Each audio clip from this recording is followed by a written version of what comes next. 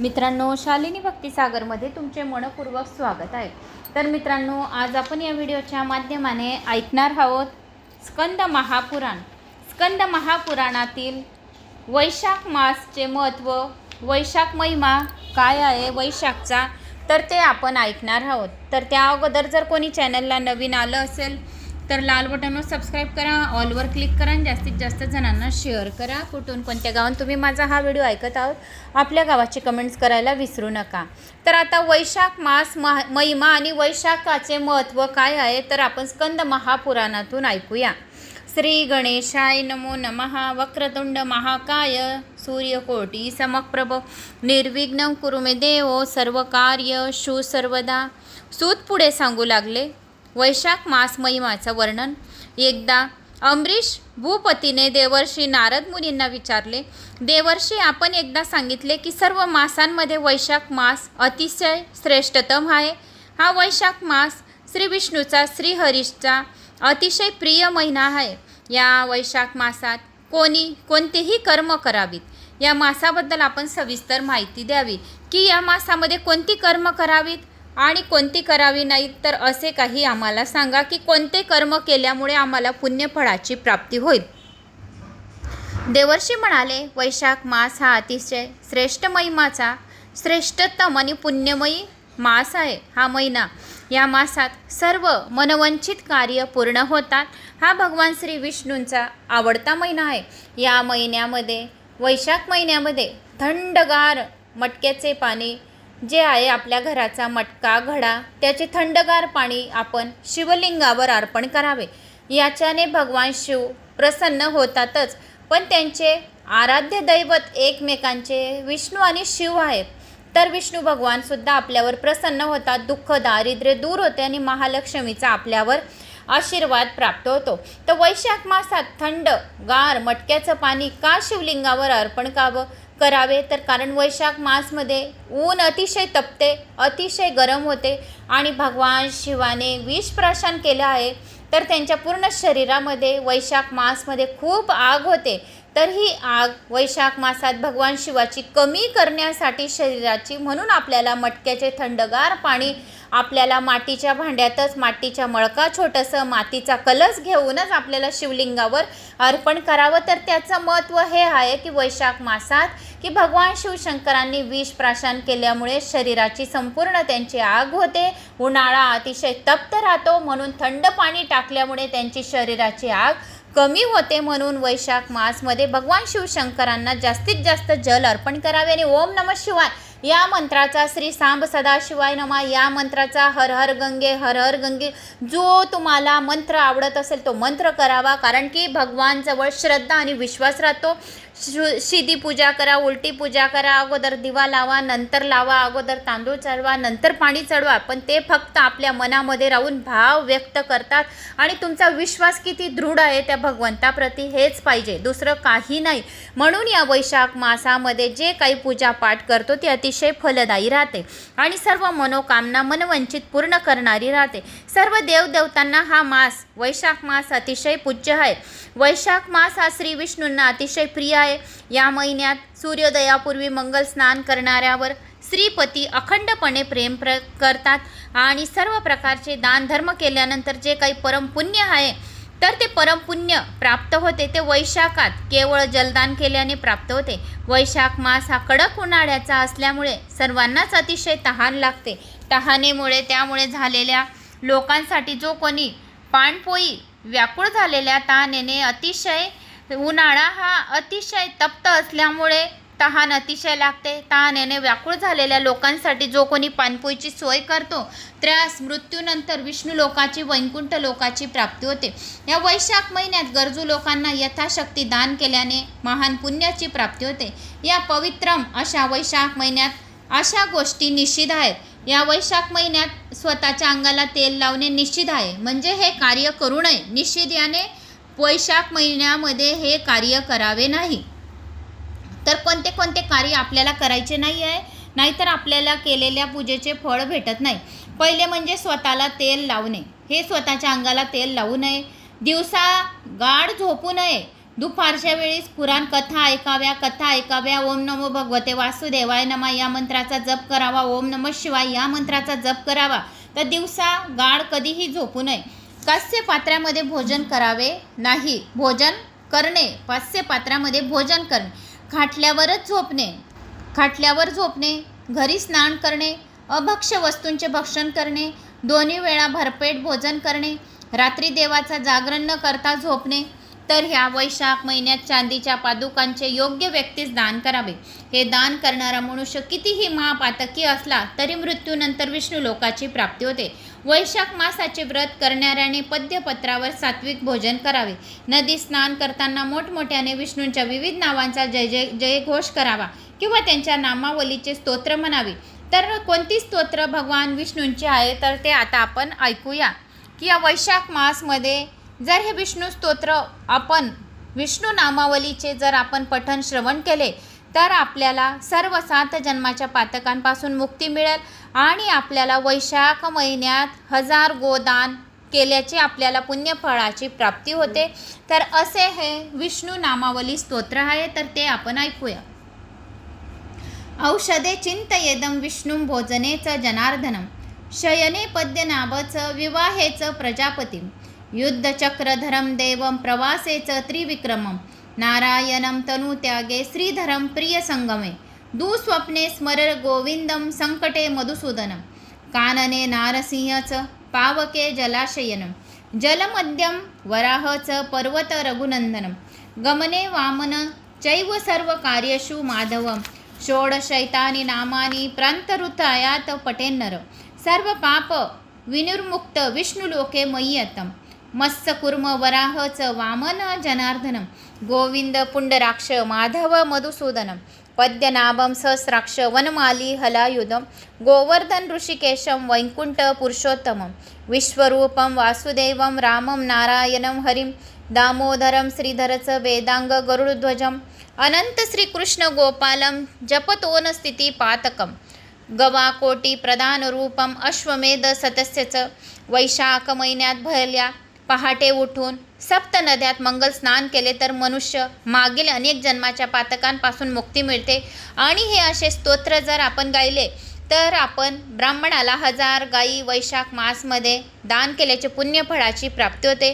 या महिन्यात असे हे स्तोत्रचे आपण दान केले म्हणजे आपल्याला अक्षय पुण्याची प्राप्ती होते आणि कोणतेही दान केले तरी आपल्याला अक्षय पुण्यफळ मिळते. तर असे गरजू लोकांना अवश्य दान करावे. वैशाख शुक्ल द्वादशी ही सर्व पातकांचा नाश करणारी आहे. वैशाख शुक्ल द्वादशीच जे काही प्राप्त होते ते अक्षय फल प्रदान करते.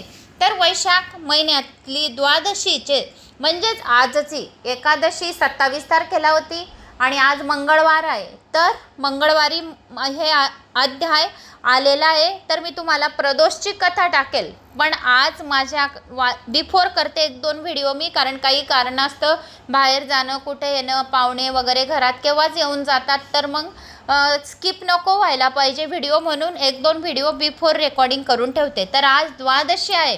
तर द्वादशीला या स्तोत्राचं महिमांचं वर्णन आलेलं आहे.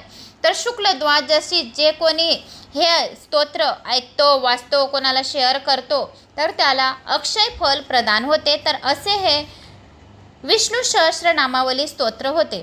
तर आता आपण या व्हिडिओच्या माध्यमाने वैशाख मास मधला आपण महिमा महत्त्व ऐकला. तर आता कार्तिक मास महत्त्व ऐकूया. एके दिवशी नैमिषारण्यात सर्व ऋषींनी सुतांना म्हणाले, आमचे कान कार्तिक मासाचा महिमा श्रवण करण्यासाठी आतुरलेले आहेत, तरी कृपया आम्हाला श्रवण भक्तीचा लाभ द्यावा.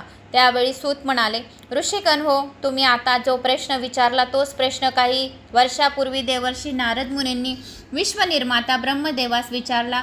सर्व मासात श्रेष्ठतम मास, देवदेवतांमध्ये महान देवता, तीर्थक्षेत्रांमध्ये श्रेष्ठतम तीर्थ कोणते ते कृपया सांगावे.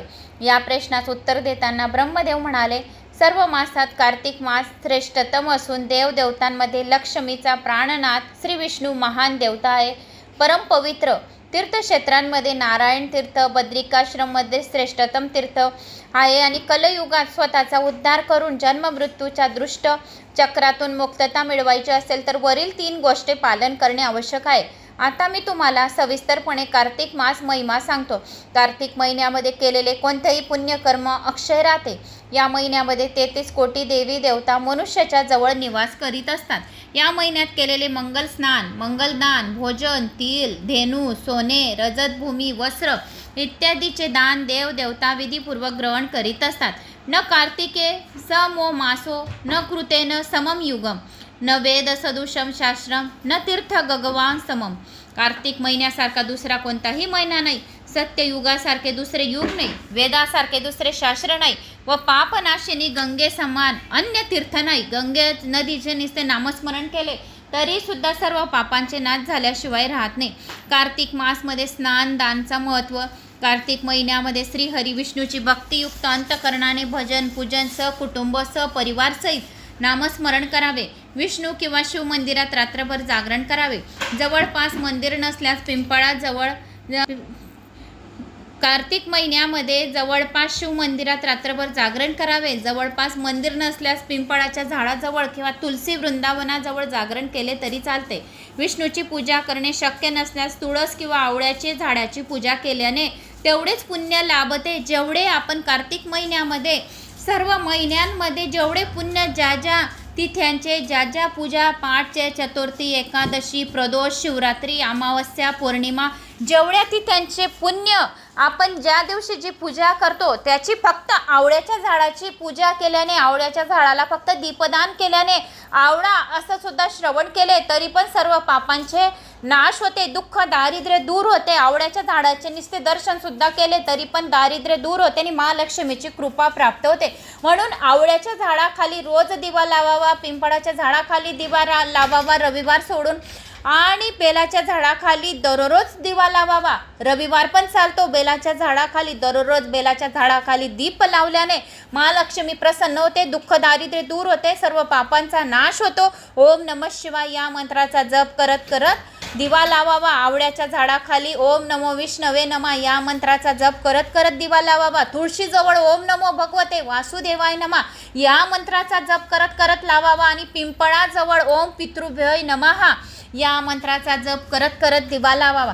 असे केल्याने आपले पितर नरकामध्ये असतील तर ते नरकामधून बाहेर येतील. पितरांना संतुष्टी मिळेल. पितरांना नरक यातना होणार नाही आणि पितरांना मोक्षाची प्राप्ती होईल. या अशा या जी झाडं आहे ही अतिशय पुण्यमयी झाडं आहे तर तेवढेच पुण्य आपल्याला लागते. सर्व दानांमध्ये कन्यादान हे श्रेष्ठ दान आहे. कन्यादानाहून कोणतेही दान श्रेष्ठ नाही. कन्यादानाहून अजून एक दान विद्यादान श्रेष्ठ आहे. विद्यादानाहून अधिक कोणते दान श्रेष्ठ आहे? गोदान श्रेष्ठ आहे. आणि गोदानापेक्षा सुद्धा श्रेष्ठ आहे अन्नदान. जो कोणी भुकेला आहे त्याला नुसतं अन्नदान केले काही खायला दिले घासभर त्याच्यापेक्षा पुण्य कोणतेच नाही आहे. त्यामुळे सर्वात श्रेष्ठ जे आहे तर ते अन्नदान हे आहे. त्यामुळे कार्तिक महिन्यात अन्नदान करणे इष्ट होय. प्रत्येक महिन्यात थोडे तरी भुकेल्या व्यक्तीला थोडे अन्नदान करावे. भाजी पोळी द्यावे. घासमधला घास त्याला खायला द्यावे. याच्याने दुःख दारिद्र्य दूर होते. महापातकांचा नाश होतो. आणि त्याशिवाय पितरांचा आशीर्वाद आपल्याला राहतो. घरात महालक्ष्मीचं वास्तव्य राहते. अन्नपूर्णा मातेची बरकती राहते. त्यामुळे कार्तिक महिन्यामध्ये वैशाख मासमध्ये जेवढे अन्नदान जलदान केले म्हणजे आपल्याला 1000 गाई ब्राह्मणाला दान केल्याची पुण्यफळाची प्राप्ती होते. आणि सर्वात काही जे आहे तर अन्नदानच आहे. म्हणून सर्वात जास्त अन्नदान आणि जलदान करावे. कार्तिक महिन्यात मंगल स्नान करून जो भगवान विष्णूची श्रीहरीची कथेचे श्रवण करेल ओम नमो विष्णवे नमा या मंत्राचा जप करेल त्याच्या सर्व पितरांना नरकवासातून मुक्ती मिळेल. श्रीहरी विष्णूच्या मूर्तीवर निर्माल्याने जो कोणी आपल्या शरीरास मार्जन करेल व मुखामध्ये तुलसीपत्र धारण करेल व सर्व रोगांपासून मुक्ती मिळेल. जो कोणी आपल्या शरीरावर रोज एक तुलसीपत्र आपल्या कानाच्या मागे कानामध्ये ठेवेल आणि ओम नमो विष्णवे नमा ओम नमो भगवते वासुदेवाय नमा ओम नमो लक्ष्मी नारायण नमा अशा प्रकारे जय जय नारायण नमा जय श्री हरिय नमा हरी हरी जय श्री हरी असा जो जय घोष करेल त्याच्या सर्व महापापांचा नाश होईल आणि सर्व महापापे नष्ट होतील आणि त्याच्यावर महालक्ष्मीचा आशीर्वाद प्राप्त होईल. अशा प्रकारे श्रीपतीचा जय जयकार करणाऱ्यावर महालक्ष्मी प्रसन्न होते. स्वतः भगवत भक्ती करत असताना आपल्या परिवारात परिवारातील इतर सदस्यांकडून सुद्धा भगवत भक्ती जर करून घेतली तरी सुद्धा आपले सर्व पापांचे पर्वतच्या पर्वत जळून भस्म होतील. समाजातील अनेकांना भगवत भक्तीकडे वळवावे. कार्तिक महिन्यामध्ये या वैशाख मासमध्ये या कोणत्याही महिन्यामध्ये परमपवित्र भगवद्गीता या ग्रंथातील एक तरी श्लोक वाचावा. अधिक मासमध्ये भगवद्गीता वाचावी, पुरुषोत्तम मास महात्म्य वाचावे. याच्यापेक्षा महान पुण्य कोणतेच नाही आहे. म्हणून अधिक महिन्यामध्ये सर्वात जास्तीत जास्त ओम नमो भगवते वासुदेवाय नमः, ओम नमो विष्णवे नमः या मंत्राचा जप करावा. एक श्लोक दररोज वाचावा. याच्याने आपल्याला महान पुण्य फळाची प्राप्ती होते. कार्तिके मासी विपेंद्र यस्तु गीतां पठेन्नर तस्य पुण्य फलम वक्तुम मम शक्तिर्न विद्यते. गीता यास्तु समशास्त्र न भूतो न भविष्यति सर्व पापहरा नित्यम गीतके मोक्षदायिनी. जो भाग्यवान मनुष्य भागवत गीतेचं पठण करतो, जो भाग्यवान मनुष्य फक्त भागवत गीता असं सुद्धा श्रवण पठण करून घेईल. या आपल्या घरातील एक सुद्धा व्यक्ती हे स्कंद महापुराण ऐकत आहे तर संपूर्ण परिवाराला तुम्हाला पुण्यफळाची प्राप्ती करून देत आहे. एक व्यक्ती सुद्धा मंदिरात जल अर्पण करायला जाते तर संपूर्ण परिवाराला ते पुण्यफळाची प्राप्ती होत आहे. घरातील एक व्यक्ती सुद्धा बेलाच्या झाडाला पाणी अर्पण करत आहे, बेलाच्या झाडाला दिवा लावत आहे, पार्थिव शिवलिंगाचं पूजन करत आहे, ओम नमो भगवते वासुदेवाय मंत्राचा जप करत आहे, गणपती बाप्पाची पूजा करत आहे, महालक्ष्मीची पूजा करत आहे. घरातील एक एक व्यक्ती जर शिव मंदिरात जात असेल, हनुमान मंदिरात जात असेल तर पूर्ण परिवाराला त्याचे पुण्यफळाची प्राप्ती होते. घरात संकट येत नाही, अडथळा दूर होतो असे या स्कंद महापुराणामध्ये सांगितलेले आहे. म्हणून दररोज गीतेचे महात्म्य पठण करायला हवे, दररोज गीता भागवत वाचले जायला पाहिजे. कारण जे पुण्य गीताचे आहे ते पुण्य कुठेच नाही. अगणित माप पुण्य भागवद्गीताच्या पठण केल्याने मिळते. त्याच्या पुण्याचे वर्णन करणे अशक्य आहे. गीतेप्रमाणे दुसरे शास्त्र नाही आणि होणार सुद्धा नाही. श्रीमद भागवत गीता सर्व पापनाशिनी व मोक्षदायिनी आहे. श्रीमद भागवत गीता असे सुद्धा म्हटले तरी पर्वतच्या पर्वत आपल्या परिवाराचे संपूर्ण पाप नाहीसे होतील आणि मोक्ष मिळेल. त्यामुळे कार्तिक मासामध्ये, वैशाख मासामध्ये, अधिक मासामध्ये भागवत गीताचे पठण केले पाहिजे. किमान एक अध्याय तरी वाचला पाहिजे. प्रत्येक मनुष्याने आपल्या घरातून भागवत गीतेचा एक अध्याय बी वाचला तर संपूर्ण परिवाराला त्याचे पुण्य मिळेल. गीतेचे अध्याय वाचून झाल्यानंतर गीतेच्या प्रारंभी जे गीता महात्म्य आहे ते वाचण्यास विसरू नये. गीता महात्म्य न वाचल्यास गीता पठणाचे पुण्य मिळणार नाही. म्हणून गीता महात्म्याचे सर्वात अगोदर पठण करावे. कार्तिक महिन्यात, वैशाख महिन्यात या कोणत्याही महिन्यात स्नान दान धर्म केल्याचे, तसेच भगवान श्री हरीचे विष्णूचे नामस्मरण केल्याने जन्म मृत्यूच्या बंधनातून सुटका मिळते आणि मोक्षाची प्राप्ती होते. कार्तिक महिन्यात, वैशाख महिन्यात तुलसी वृंदावनाजवळ जे राधा कृष्णाची मनोभावे पूजा करतो, राधा राधा असे बोलतो, ओम कृष्णाय वासुदेवाय हरे परमात्मने प्रणत क्लेश नाशाय गोविंदाय नमो नमः अशा मंत्राचा जप करणाऱ्याच्या घरात कटकट, भांडणं, तंटा राहत नाही, दारिद्र्य राहत नाही. म्हणून भगवान श्रीकृष्णाच्या या आवडत्या मंत्राचा जप करावा. जो कोणी मनापासून भगवान श्रीकृष्णाच्या, राधाकृष्णाच्या मनोभावे पूजा अर्चना करतो तो कृष्ण लोकाला प्राप्त होतो, वैकुंठ लोकाला प्राप्त होतो. कार्तिक महिन्यात, या मास महिन्यात, या अधिक महिन्यात, या वैशाख महिन्यात जो कोणी जलाशयामध्ये, नदीमध्ये मंगल स्नान करतो आणि हा मंत्र ऐकतो, श्रवण पठण करतो त्याला करोडो गुणा पुण्य फळाची प्राप्ती होते. तर मंत्र कोणता आहे? करितम केहम करिष्यामी प्रांत स्नानम जनार्दनम पित्यर्थे तव देवश दामोदर मया सय्या. हा मंत्र म्हटल्यानंतर गृहाणाग्र मया दत्तम राधाये सहित हरे नम कमल नाभाय नमस्ते जलशायिने नमस्तुते ऋषिकेश गृहाणर्गे नमस्तुते. कार्तिक व्रत करणाऱ्यांना अशा या नियमांचे पालन करावे. जो कोणी कार्तिक महिन्यात, वैशाख महिन्यात या आपल्या काही पूजा पाठ करत आहेत तर या नियमांचे पालन करावे. तर कोणत्या नियमांचे पालन करावे? भल्या पहाटे उठून क्षणभर श्री हरिविष्णूचे स्मरण करावे. सकाळचे नैसर्गिक विधी झाल्यानंतर नदीवर किंवा जलाशयात जाऊन मंगल स्नान करावे. स्नान करताना असा मंत्र म्हणावा जो मी तुम्हाला आता सांगितला तो. सूर्योदय होण्यापूर्वी संध्यावदन व गायत्री मंत्राचा जप करावा. संध्यावदन करणाऱ्याने आपल्याला 2 पट म्हणजे सकाळची संध्याकाळची आपल्याला पूजेचे फळ मिळते. संध्यावंदन कसे करावे? संध्यावंदन म्हणजे तुळशीला दिवा लावावा, आपल्या घराच्या मंदिरामध्ये दिवा लावावा, दरवाजावर दिवा लावावा, 2 अगरबत्त्या दरवाजावर लावाव्या, धूप अगरबत्ती लावावी, आपल्या देवघरात अगरबत्ती लावावी. आणि संध्यावदन म्हणजे जे तुम्ही आराध्य देवता आहे, तुमचे गणपती देवता, रामजी, श्रीकृष्ण, बाळकृष्ण, स्वामी समर्थ, XYZ जे असतील तुमचे आराध्य दैवत, त्यांची एक माळ करावी. पण एक लक्षात ठेवावे, तुळशीच्या माळेवर गणपतीचा मंत्र करू नये. तुळशीच्या माळेवर भगवान विष्णूचा, रामकृष्णाचा, बाळकृष्णाचा मंत्र चालेल आणि रुद्राक्षाच्या माळेवर सर्व मंत्र चालतील. रामबाणीलाच म्हणजे रुद्राक्षाची माळा. आणि महालक्ष्मीचा मंत्र जपायचा आहे तर कमलगट्ट्याची माळा, महालक्ष्मीचा मंत्र जपायचा आहे तर स्फटिकची माळा. याच्याने आपल्याला त्वरित फळ मिळेल, लगेच लक्ष्मी प्रसन्न होईल. आणि जर तुम्हाला बजरंगबलीचाच म्हणजे हनुमानाजीचा ओम हम हनुमते नमा मुंग्याची माळा येते, मुंग्याची माळा ऑरेंज कलरची राहते, तर त्या ऑरेंज कलरच्या माळेवर फक्त ओम हम हनुमते नमः, ओम हम हनुमते नमः. बाकी तुम्ही रुद्राक्षाच्या माळ्यावर ओम हम हनुमते नमः हा मंत्रसुद्धा जप करू शकता. पण पॉवरफुल ज्याचे त्याचे जे मान प्रतिष्ठा राहते, आपण म्हणतो की ज्याला त्याला मिळायला हवी, तशा या माळेचे आहे की ज्याची त्याची मान प्रतिष्ठा ज्याच्या त्याच्या माळेवर जर आपण जप केली तर त्यांचे ते आवडते राहतात. ते कलर या ते वस्तू त्यांची आवडती राहते. जर आपल्याला आपली आवडती वस्तू कोणी दिली तर आपल्याला किती प्रसन्न होतो. आपल्याला आपल्या आवडत्या कलरची साडी, ड्रेस, बांगड्या या नेलपेंट काही पण दिले तर आपण किती प्रसन्न होतो.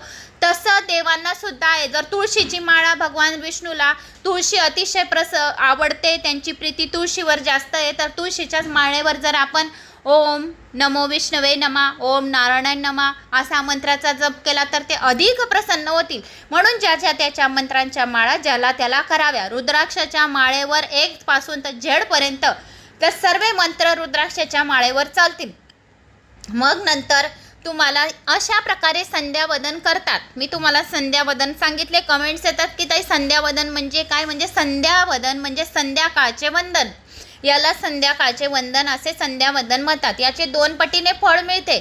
म्हणून माळेचा जप आपण संध्याकाळीच करावा. जर आपण सकाळी 108 वेळा जर माळ जपली तर 1च वेळा फळ मिळेल. आणि तीच माळ आपण संध्याकाळी जपली तर आपल्याला 216 वेळा मंत्र जप केल्याची पुण्यफळाची प्राप्ती होईल. सूर्योदयापूर्वी होण्यापूर्वी संध्यावदन व गायत्री मंत्राचा जप करावा. भवसागरातून पार करणारे श्री विष्णू सहस्रनामाचे पठण करावे. विष्णू मंदिरात जाऊन किंवा देवघरातच श्रीनाथाची पूजा करावी. तुलसी वृंदावनाची पूजा करावी. अतिथींना भोजन दिल्यानंतर शुद्ध व सात्विक अन्नाचे सेवन करावे. संध्याकाळी विष्णू मंदिरात जाऊन दीपदान करावे. ब्रह्मचर्याचे व्रताचे पालन करावे. तर ते जे कोणी असे करेल तर त्याला कार्तिक मासाचे, वैशाख मासाचे या प्रत्येक महिन्याच्या मासाचे त्याला फळ मिळेल. संपूर्ण कुटुंबाला मिळेल. विष्णुलोक संपूर्ण कुटुंबाला विष्णुलोकाची प्राप्ती होईल. कोणालाही यमयातना होणार नाही, नरक यातना होणार नाही. कार्तिक मासाचे या अधिक मासाचे या वैशाख मासाचे व्रत करताना दीपदान, तुलसी पूजा, बलिप्रदा, यमद्वितीया, आवळ्याची पूजा, भीष्म पंचकव्रत, प्रबोधनी एकादशी सर्व दिवस विधीनुसार साजरे करा. कार्तिक मासात जो कोणी शुद्ध अंतकरणाने भगवान विष्णूंची पूजा करेल त्याच्या सर्व रोगांचा नाश होईल. आणि शुद्ध अंतकरणाने जो कोणी स्कंद महापुराणातील हे अध्याय वाचेल त्याच्या संपूर्ण शरीराच्या रोगाचा, महापातकांचा नाश होईल. विष्णूंची दिव्य कृपा त्याला प्राप्त होईल. दुःख दारिद्र्य दूर होईल. महालक्ष्मी त्याच्यावर प्रसन्न होईल. अन्नपूर्णाचा त्याच्या घरात आशीर्वाद राहील. जो कोणी या अध्यायाचे पठण किंवा श्रवण करेल तो सर्व महापापांपासून मुक्त होईल. त्याला यश, कीर्ती, मान, प्रतिष्ठा, लक्ष्मी, औदार्य, ज्ञान, वैराग्य, ऐश्वर्य, षडगुणांची प्राप्ती होईल. दीर्घायुष्य प्राप्ती होईल. अखंड सौभाग्याची प्राप्ती होईल. तर असा हा अध्याय होता. तर मी तो तुम्हाला सांगितला. तर आता आपण पुढच्या व्हिडिओमध्ये मार्गशीर्ष मास महिमा, श्रीमद भागवत गीतेचा महिमा, तर अशा या जे आहेत 2च अध्याय, मग आपले स्कंद महापुराण संपून जाईल आणि समाप्ती होईल. अजून एक व्हिडिओ म्हणजेच अजून 3 व्हिडिओ येतील आजपासून.